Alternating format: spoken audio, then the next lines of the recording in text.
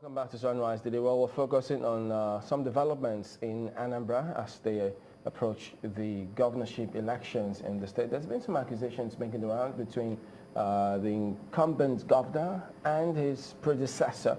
We're about to find out what exactly is going on. We've got Mr. Joe Martins Uzodike, who is the Director General of Obaze Campaign Organization. He's a member of the PDP. Thank you for coming on this morning. Thank you very much, both of you. Well, some allegations here about finances of the state, who is requesting for what. Well, give us some background to this. What informs this accusation about the former governor demanding $7 billion from the incumbent governor in order to get support or pay for services provided previously? What's that about? Well, you saw it the way I saw it, and of course, you know rightly that because I was in this studio, I was the Director General of the Obiano campaign organization back way in 2013. So I'm the person that produced the governor. I ran the campaign and took note of everything about the campaign. I think people are mixing up a lot of things because, in all fairness, I want to exclude Governor Willie Obiano from that statement because he has never made that statement.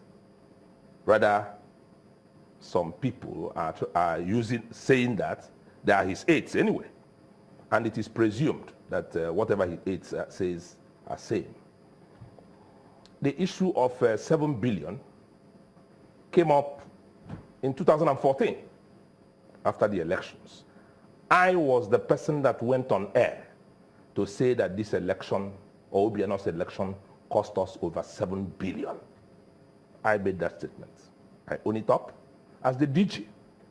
When I ran for the governorship of Anambra State myself in 2003, after the election, I published the accounts of my election, wherein one individual, Prince Engineer Atoeze, donated 75 million into my accounts for the election. So I owe it as a duty to people of Anambra State to tell them what elections cost when I became DG. I made a pronouncement that the election cost, and a lot of people donated into the election, some in dollars, some in naira, and I have records. So you published this and submitted it to who? I said, no, the one for my own election, I published. No, what about This one, I went on radio. It was a radio program where I was asked a question and I stated what. Did you in any way infer, either by directly or by innuendo, that money be refunded? How can I refer? I requested the governor after the election, because after the election I was his special advisor political. I requested that we acknowledge receipt of that by writing people thank you letter, which he declined. He said he doesn't want to do it. Okay, he never did it. But publicly, I made a statement and acknowledged them, thanked them, and said what it cost us for the election. Okay, so there is no iota of truth that the governor ever demanded a penny. And it is even silly. How can a man who handed over 75 billion to a government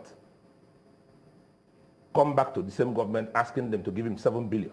If somebody is owing you and you have his money and you want to give him, why won't you take your money and then give him the balance?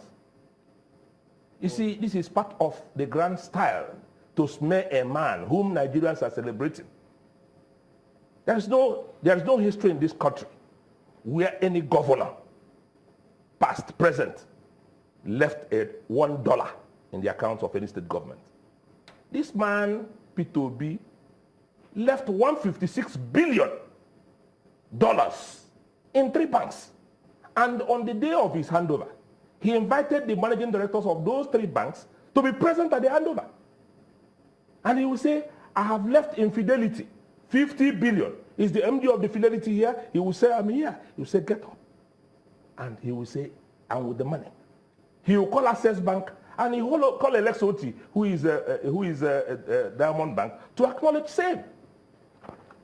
And then the Naira components were all stipulated and handed over. And our governor signed acknowledgement. Even when he surrogated some time, we published the list of the banks, the balance sheet as of that day, the amount left, and whatever, so bank account. Why did that generate controversy at the time concerning the exact amount of money that was left in the coffers? You see, when the governor started behaving the way he wanted to behave. What does that mean? I mean, when he started distancing himself from an agreed program, the theme of our government was continuity. And when we discovered that there was no more continuity, all the projects we left, none of them have been touched. Such as? The Onitsha hotels, 5-star hotels by the ShopRite, since Governor Obiano came in, not a single block has gone on that hotel. The ShopRite at Oka, completely shut down, not a single kobo has been invested in it. The Agro Lake Hotel is kept there, not a single kobo has been invested on it. The Nnewi Shopping Mall has been kept there, and we left 38 roads. 38 roads. My brother, when Peter Obi came in, Ngige left 13 roads. Peter Obi finished all those roads. If you want, if you have time, I'll mention the roads. You know, I'll tell you why Ngige stopped it and where Peter Obi finished it. You know, it was continuity. But this time around, the state is in a mess. 38 roads, only 3 of them that were completed. They came and did street marking and said it's complete. The rest are left like that, 35 of them. But how come this is contrary to what several others have put out, saying that these things are not the case, because quite a number of people say that the governor, from their own perspective, is exceeding expectations? Is a media foria. That is hyper on the media. It's a media government. Look, channels in 2009, when Peter Obi wanted to run for the second term, were invited with other editors. You came to Anambra and you were shown the things on the ground. Tell the governor, we challenge him. We took all the headmasters, all the journalists in Nigeria, all aspects of the society to come and see what the governor has done. I am going to volunteer myself to provide the vehicles free of charge. Call these people and take them around what you've done. Nothing is on ground. It's hyper. You people carried here that our state exported Ogo to America. There is no single place in Anambra where Ogo is cultivated by government. And I stand here on every authority and respect. I'm a lawyer. I have the man you're talking, the governor. I was in school with him, and I taught him in class. So I'm not coming here to disparage any person. I'm just telling you, you people are looking at Anambra from the newspapers, which are paid, from programs, which are censored. Come to Anambra yourself. We are in the election. Let people take you around all the things they claim. That's all we're asking. So you're saying the governor has not done that, and what is reported has been done? Everything you've seen on everywhere are pure lies. Any government that communicates... Our correspondents on ground are not seeing. That's what you're saying. Look, your correspondents, bring them here and ask them. They will bring you what they have not seen anything.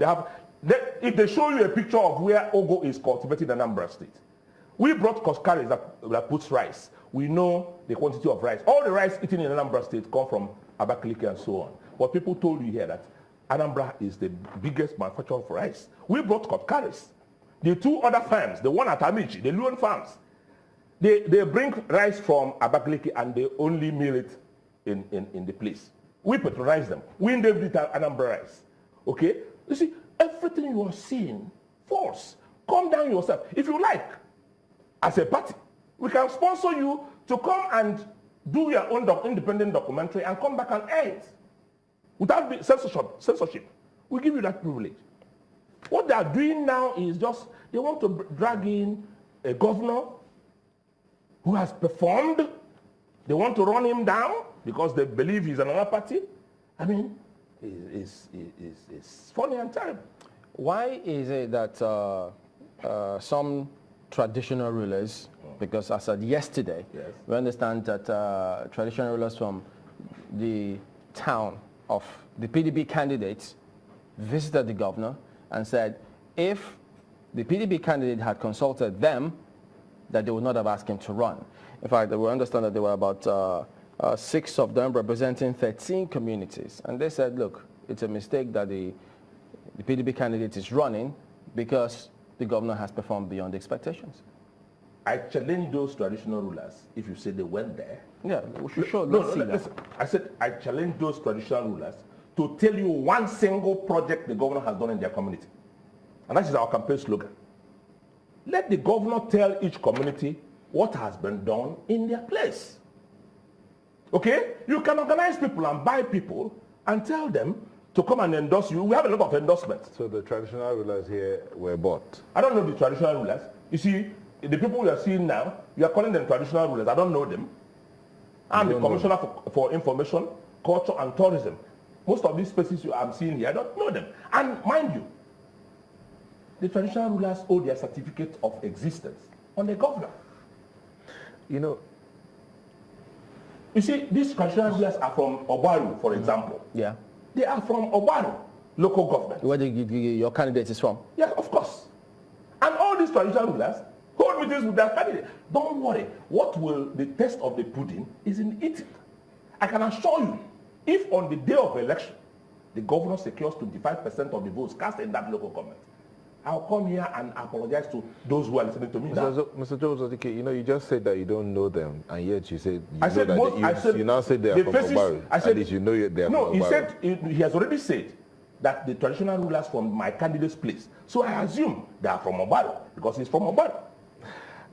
I'm telling you that the faces I saw. Let me ask you a question. Yes. In 2013, you said you brought in this governor. No, I didn't bring him. No, I was the campaign that brought manager. Him. Yes. The ex-general of a campaign organization. Yes. So you brought in this governor. You said it here. Of course. So how is it then that now you're sitting down here to say he's not doing anything? Because I know I owe it as a duty to tell people he's doing nothing. So that means you owe the Anambra people an apology. Oh, of course, I've since done that openly in Anambra State. This is channels in Lagos. This is not where our people belong. They belong in the things that operate within Anambra State. I have since gone there and told them it's a mistake. And I told them that it's a mistake because there is a name which the governor answered. His Igbo name is Mada Abrochukwu. I am not God. I wouldn't have seen tomorrow. If I have seen tomorrow, I wouldn't have been part of it. Honestly speaking, I wouldn't have been part of it. So how is he think that Mr. Obaze will go ahead and unseat the incumbent? He said, how is what? How easy do you think your candidate is going to go ahead and unseat the incumbent? It is the easiest project ever. That's why I accepted to be his DG campaign this time around, because it is two things. Just two things on the table. If you are a governor, you are campaigning before the communities, what will you tell them? I have done this for you. I have done this for you. I have done this for you. If you allow me to go back, I will do this. That is his campaign. But if you come to the community and you cannot say one single thing you have done for them, then they will not vote for you. And the people are aware of that. We have 177 communities, okay, that he's going to traverse in the election. He never did it before. We did it for him. He will now on his own go to tell those people what he has. We just finished the tour of the 21 local governments on Saturday. And it is a replica of same. Okay? Even in his own local government. Outside his village, Eziagol, in Agulere. Eziagol, Agulere, not all Aguleres. We have Ifita Agulere, we have Enugotu and so on. You've also heard reports of some of the former aspirants in your party that they didn't eventually get the ticket. There are reports that they seem to be supporting the governor to go ahead. I think there are statements credited to the former governor of CBN saying, look, nothing is broken, there's nothing to fix. And our campaign flyers is the state is completely broken. We can fix it. A man comes from somewhere and he says he's not broken because he doesn't live in the place. When in his community, the CBN governor that says that is from Ethiopia, there is no single government presence in the place. No road, no water, nothing. So will he stay in wherever he comes, he gets to Oka and in a microphone says he's not broken? We are saying it is completely broken. If it's not broken, show us the evidence. You see, the campaign now is about what you can see, what you can touch, what you can feel. It doesn't hide. So in other words, you're telling us to discountenance the statements credited to the special advisor to this current governor on communication, saying that this disagreement happened because the former governor requested some gratification, and when that wasn't going to happen, for goodness sake, they now brought in Mr. Obaze to come in and contest. I said, if you look at the pedigree of P2B, for example, this is the man who governed our state, and even the State Executive Council resolved to give him a land to build a house and live in it. He said he will not touch it, and he never touched it. He doesn't own any single government land anywhere. This is a man who owns no land in any part of this country except on where he lives. He doesn't have a building in his house. He lives in his parents' house in Agolo as a governor until date. Let no person query you about that. He lives in his father's house, built by his mother in the village. So what do you say to those who then argue that, look, why should they support P2B's, whoever your candidate? Because if they said he was his SSG at the time. And was also the SSG of the present governor. And he says, well, if you didn't see him good enough to choose him at that time, whatever reasons you're bringing up now, why should they support him? What's the guarantee that the same thing won't happen next time out? I can tell you. Let me tell you the history. Obaze, Oseloka Obaze, who also was my schoolmate, we've been friends for 45 years.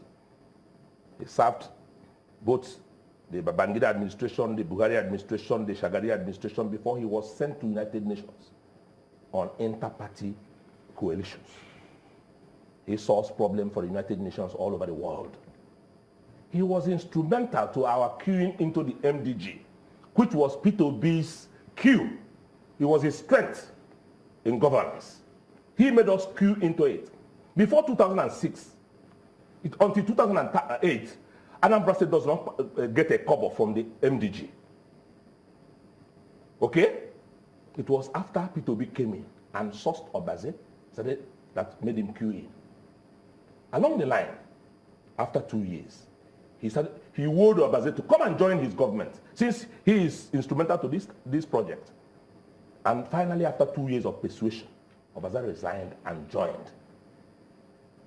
And you can see how Anambra was totally transformed. In the process, as SSG, we prepared him to take over the government, because indices of power. To take over now and not then. I said we prepared him to take over the governance of Anambra State, knowing fully well that a success without successor is a failure. He is the candidate we produced for 2013 election. Let's go to Markwe. She's got a question. Markwe.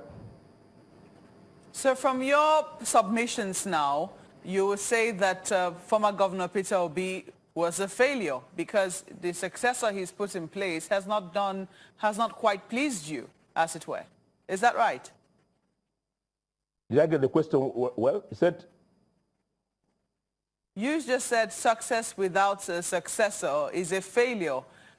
Considering all that you have said about the current governor of the state, would you then say that Governor Peter Obi was a failure because you're not happy about the current successor he has in place? Well, you got I talked about the indices of power. Indices of power means that if you succeed, you must put somebody who will continue with the success you've made. Now, Anambra is in a down-drawn. We're going down. And all the indices are there. We were first in education and on the WAEC and NECO for 4 years. For 4 years, we were first. Now we are seventh, and we are sixth. So we are going down. Do we classify that as a success or a failure? We are going down. All the roads that are kept there, they are down. No new one is coming up. No flyovers. There is what you call is best handled by the Ngige, who named it whatever he named it. No rice production farms. There is no single one that has come up under this administration. No security. The security in the state was done by us. Was done by you. Let me ask you. You said to me about ShopRite. How much did the last government put into ShopRite? The ShopRite in Onitsha, okay, is completely owned 100% by individual investors. What we contributed to ShopRite was merely the land. That was the land where ABS was situated. ABS Onitsha, Anambra State Broadcasting Service. I was commissioner. I thought the news out there is about $3 billion. I said we did not put one kobo. Quote me anywhere. Any person tells you otherwise, he's a liar. I am the commissioner for information from the commencement to the finishing.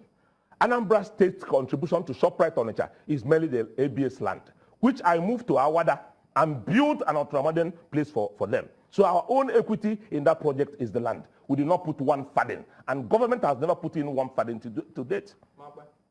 It is the one in Oka. So if you say then, I mean, from all that you have submitted, because you haven't quite answered my question, yes. You have just gone on to reiterate what you said before. I simply said, I'm asking whether or not you think that that makes the tenor or even the governor, former governor Peter Obi, a failure from all that you have said. But let's leave that aside. There's also the question of how you say, I produced this governor. I put him in place. I did not see tomorrow. If I could see tomorrow, I wouldn't have marketed him to the people of Anambra State. Now, they will also ask you, can you see tomorrow now? How do you know that the current candidate you're marketing is not going to just do what you say that this current governor is doing? I will only see today and predicate my analogy on the past, because I have worked with him. I was commissioner, he was SSG. I was special advisor to Obiano, and he was SSG too. And knowing his pedigree, this one I know his pedigree, and that's why we brought him.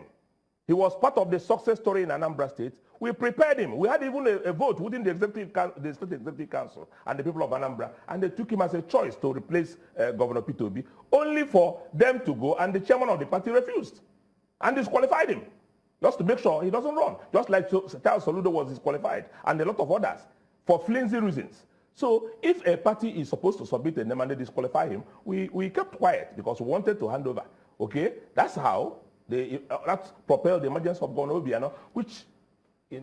Yeah. When you were talking, I'll take you back to the ShopRite thing. Yes. You talked about the one in Oka. So how much did the government... I said the one in Oka is completely owned by government. No, you said the one in Onitsha. No. You said the one in Onitsha is completely owned by individuals. The yes. one in Oka is owned by government. Beautiful. How much did your government put into it? We've put in more than $1 billion there.